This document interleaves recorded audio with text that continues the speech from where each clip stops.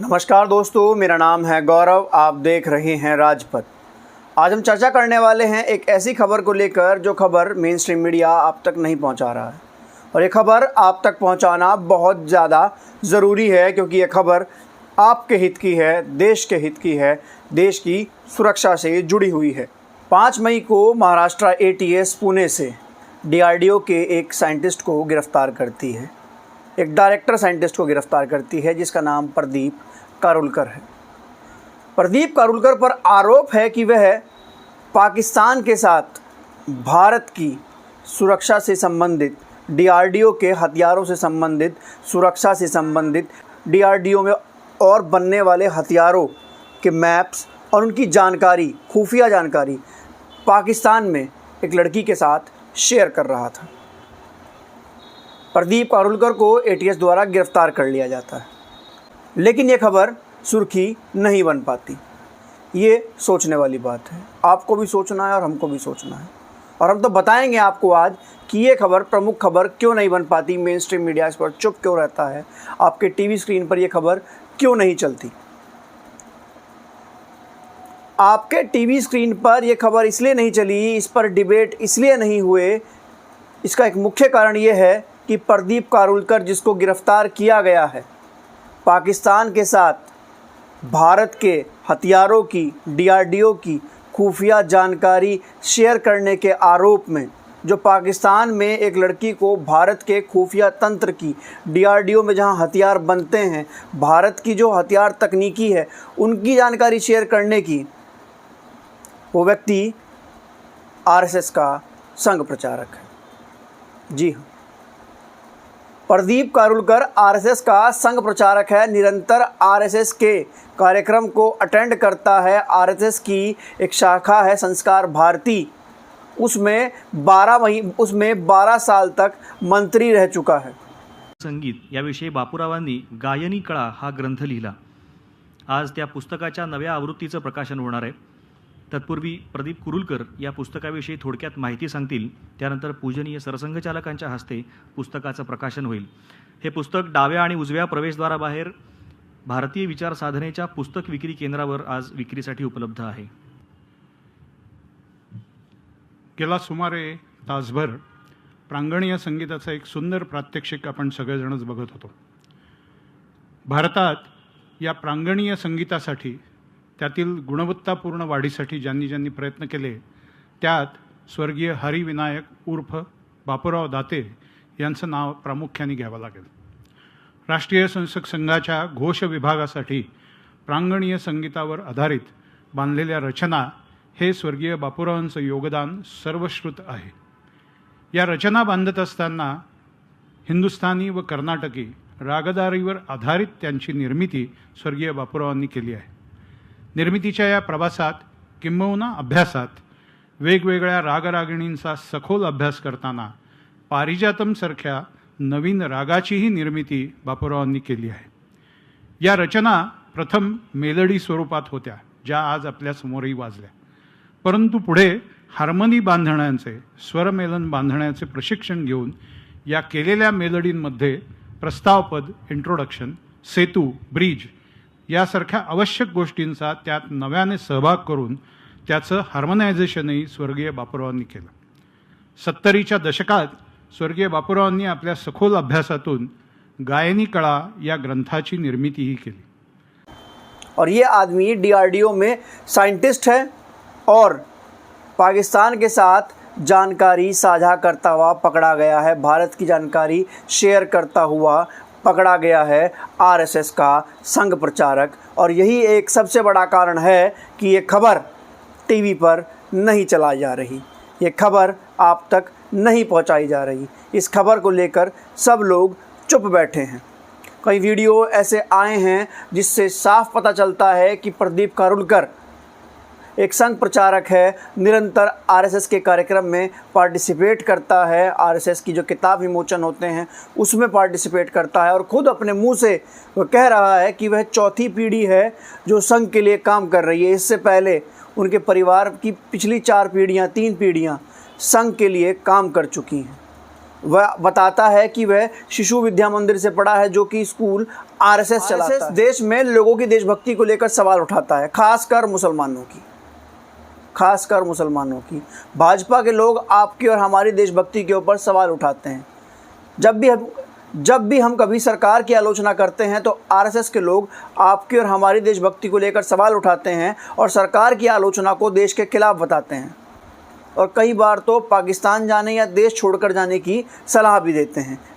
लेकिन जब संघ का एक व्यक्ति, संस्कार भारती में 12 साल तक मंत्री रहा एक व्यक्ति, जो कि डीआरडीओ का साइंटिस्ट डायरेक्टर है, पाकिस्तान के साथ देश की खुफिया जानकारी साझा करते हुए पाया जाता है, तो भाजपा चुप रहती है, संघ चुप रहता है, मीडिया चुप रहता है। मीडिया इसलिए चुप रहता है क्योंकि वो मनुवादी है।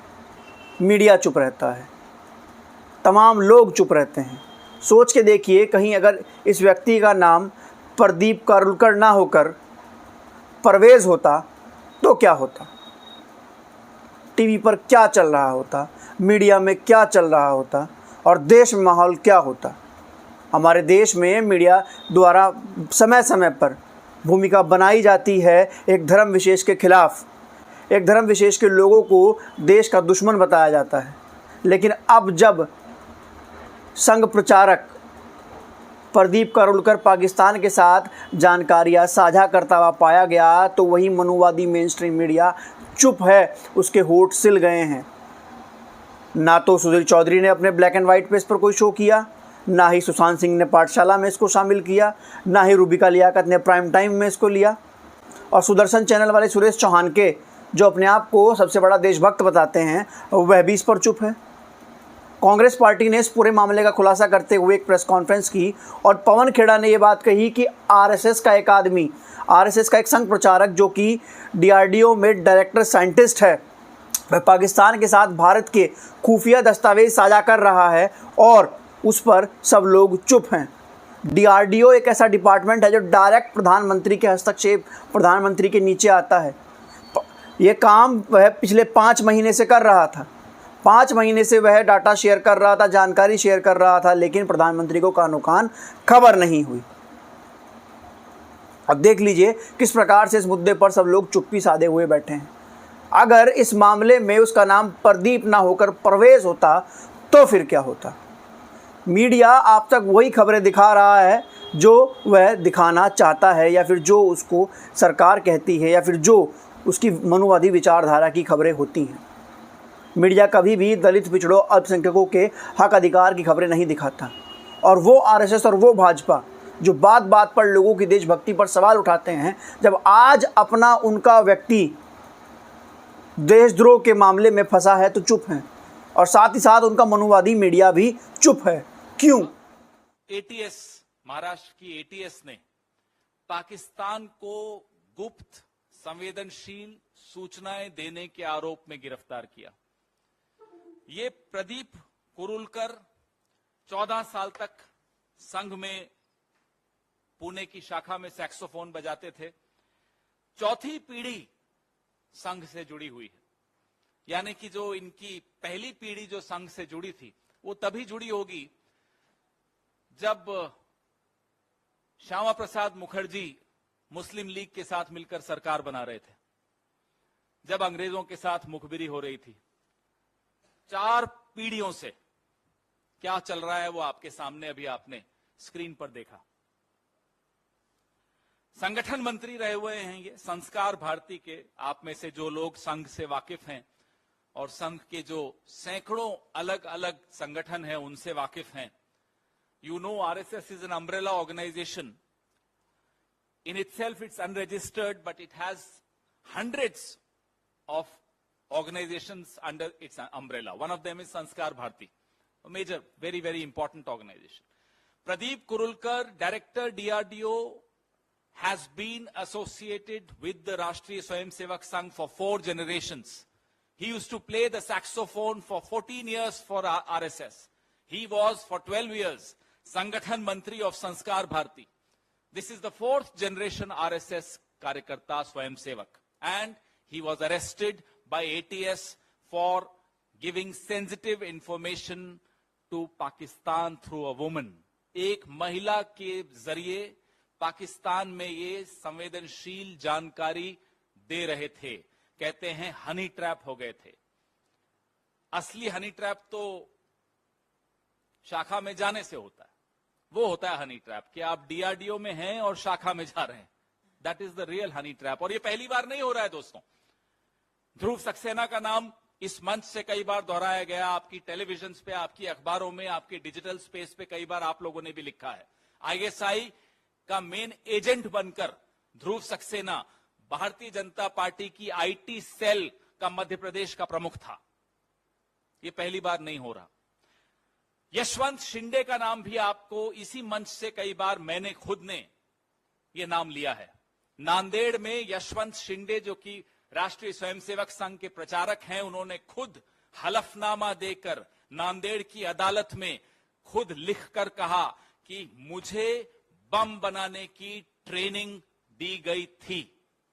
यह अभी पिछले साल की बात है। वो अलग बात है कि सीबीआई ने वो हलफनामा लेने से इनकार कर दिया। तो हम जो आपको बताना चाह रहे हैं वो ये कि डीआरडीओ के डायरेक्टर के पद पर बैठा हुआ व्यक्ति पाकिस्तान को संवेदनशील सूचनाएं दे रहा है, हनी ट्रैप हो रहा है। 5 महीने, अक्टूबर 2022 में यह सिलसिला, हमारी जानकारी जो मीडिया में आई है उसके हिसाब से अक्टूबर 2022 में यह सिलसिला शुरू हुआ कि वो व्हाट्सएप के जरिए इस महिला से, पाकिस्तानी महिला से लगातार आधी रात तक चैट करता था।